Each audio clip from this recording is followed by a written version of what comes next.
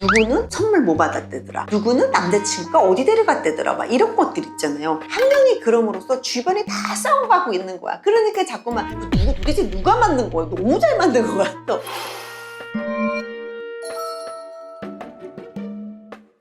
요즘에 여성들이 남자들한테 높은 경제 조건을 받는 게 사실인 것 같거든요. 결혼 시장에서 좀 좌절을 하고 있어요. 왜 그런 걸까요?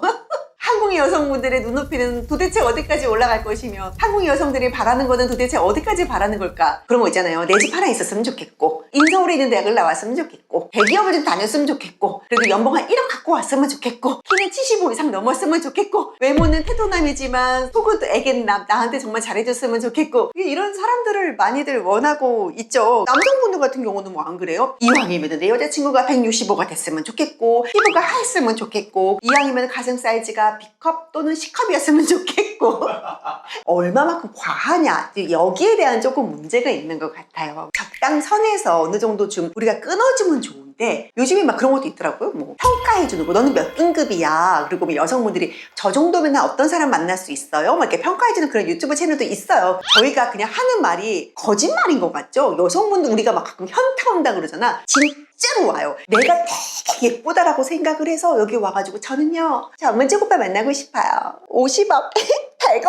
진짜 이래요. 전문직들이 좋아하는 얼굴 상들이 분명히 있고, 사업하시는 분들이 좋아하는 그런 기준이 분명히 있어요. 외적인 기준이 있어요. 근데 1차 관문은 무조건 외모잖아요. 1차 관문 외모가 안 되는 분들도 와가지고, 아우 이걸 어떻게 하면 좋지. 그거는 자기 객관화가 안 된 여성분들 같거든요. 아니요, 나름대로 했어요. 연애시장에서 만나봤어요, 이미. 제가 항상 얘기하는 게 그거잖아요. 상위 남성분들 중에서 진짜 정말 육각형들, 정말 다 갖춘 사람들, 대한민국 여자들 중에서 의사 안 사귀어본 여자 없고요, 사업가 안 사귀어본 여자들이 없어요. 다 사귀어봤대. 근데 어쨌든 결혼을 못했잖아요. 그렇죠. 그죠? 그러면은 그건 아니다라는 거예요. 그럼 그걸 인정하고 오는 게 아니라, 예전에 제가 피부과 의사를 만났었거든요. 근데 이거를 자랑처럼 생각을 한다라는 거지. 이미 너는 피부과 의사를 만났는데 넌 결혼이 안 됐어, 너는 안 되는 애야가 아니라, 저는 만났었거든요, 이렇게 온다라는 거지. 실패한 경험을 가지고 다시 한번 자기 도전을 와요. 해야 예. 왜냐하면 사귀었었으니까, 만났었으니까. 연예시장에서 상위 10%에 있는 사람들이, 여성들이 연예시장에 한 80%를 난 점령하고 있지 않나 싶어요. 그러니까 이 사람들은 다 만나봤고 다 사귀어봤고, 예전에 내가 이런 사람들을 만났었으니까. 근데 만났었다는 것도 뭐냐면, 어떤 여성분들은 통화를 일주일 동안 했는데요, 그게 또 사귄 걸로 또 착각하시는 여성분들도 있고, 2번, 3번 정도 만났는데 이것도 사귀었다라고 또 생각하는 여성분들이 있어요. 그만큼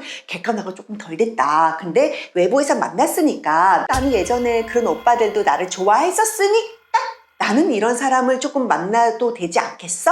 왜냐하면 결혼은 요즘에 선택지에 놓여져 있잖아요. 해도 되고 안 해도 돼. 내 거를 손해를 보면서 결혼을 안 하려고 해요. 모든 게 내가 원하는 요구 조건들이 맞춰졌을 때 여성분들이 그럼 결혼을 할까? 라는 큰 착각을 하고 있는 거고, 자기들의 그 체면에 뭔가 걸려져 있는 것 같아. 그래서 여성분들이 그런 착각을 가지고 자꾸만, 나는 이런 사람을 만날 거야, 저는 그래도 좀 능력 있는 사람을 만나보고 싶어요 라고 자꾸 얘기를 하니, 남성분들 입장에서는 뭐 저런 말도 안 되는 생각을 하고 있어, 왜 저래 도대체 한국 여자들? 이런 것들이 좀 문제가 되고 있어서 남성분들이 아유 됐다, 안 한다, 한국 여자 안 만난다, 혹은 됐어 나 결혼 안 하고 말어. 그러니까 굳이 뭐 내가 결혼이라는 거를 할 필요가 있어?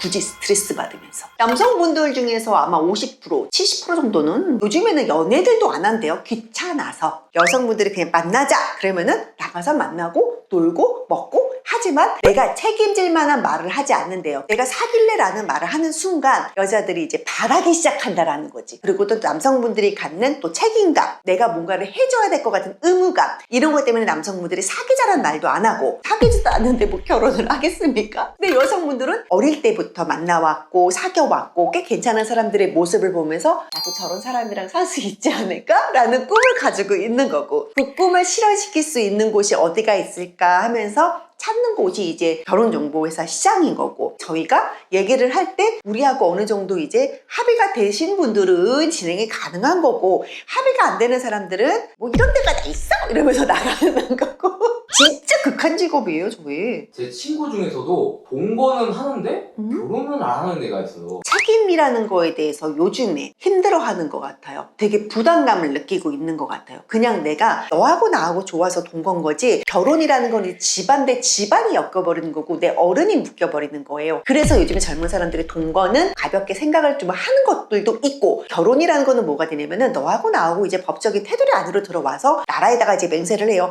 우리 이제 한 가정을 꾸렸습니다. 이렇게 되면은 이제 뭐가 있냐. 20, 30대, 40대까지 해서 자가 소유율이 가장 낮은 이 연령층이요. 40대예요. 이거는 무엇을 뜻하냐. 내가 이혼 후에 내가 힘들게 일궈왔던 이 집을 이혼으로 인해서 내 와이프한테 아이들과 살게끔 줘요. 그래서 40대 분들이 내 자가율이 현저하게 낮더라고. 그러니 남성분들은 결혼이라는 거를 했을 때 내가 손해봐야 되는 부분들, 내가 감당해야 되는 부분에 있어서 남성분들은 거기에 대해서 되게 힘들어하는 것 같고 남성분들이 되게 뭐 여기에 대해 불만들이 조금은 있는데 결혼을 하게 되면은 내 돈은 내 돈이고 네 돈도 내 돈이다. 약간 좀 이런 마인드가 조금 있는 것 같아요. 진짜 이 사람에 대해서 확실해지고 이 사람에 대한 믿음이 정말 정확하게 들지 않으면 결혼이라는 걸 생각을 안 해요. 과거에 비해서 여성들이 사인출을 많이 하고 네. 돈도 많이 벌고 있잖아요. 근데 여전히 결혼 후에는 남자들한테 부담이 좀 집중되는 것 같다고 좀 생각을 해요.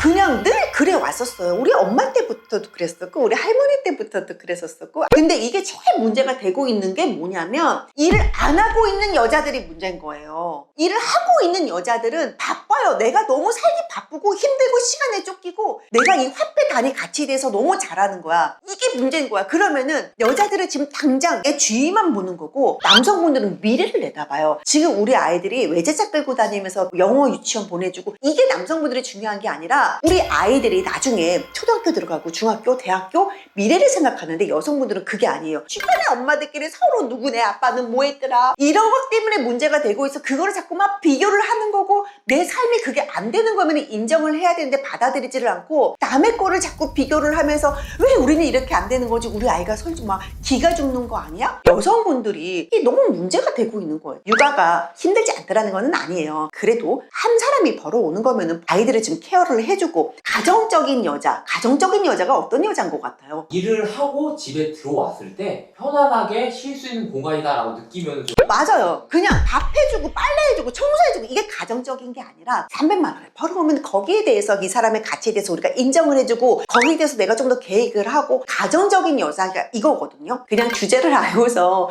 그 주제에 맞게 내 가정을 잘 꾸려나갈 수 있는 여자가 바로 가정적인 여자다. 뭐 이런 거 아니겠어요?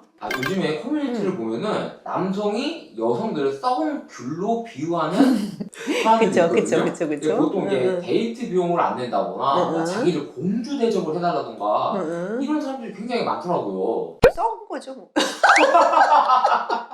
너무 적절한 표현인 거지. 여성분들의 그 비교 심리 내가 제일 위험하게 생각하는 게 뭐냐면 누구는 선물 뭐 받았대더라, 누구는 남자친구가 어디 데려갔대더라 막 이런 것들 있잖아요. 한 명이 그럼으로써 주변에 다 싸워가고 있는 거야. 그러니까 자꾸만 누구 도대체 누가 만든 거야? 너무 잘 만든 것 같아. 누구는 이랬대더라, 쟤는 저랬대더라 막 이런 것들이 여자들의 심리를 조금 더 자극시켜서. 그리고 또 SNS 있잖아요. 여성분들 제발 SNS 좀 안 하면 안 돼요? 그거를 보면서 자꾸만 따라하려고 하는 그런 심리들. 제가 했으니까 나도 해야지. 내가 쟤만 못해? 막 이런 것들 있잖아요. 여자들은요 서로 되게 칭찬 많이 하잖아요. 그러면서 서로 겁나 까요. 여자의 적은 남자가 아니에요. 여자의 적은 여자입니다. 저도 봐요. 여자 까잖아요.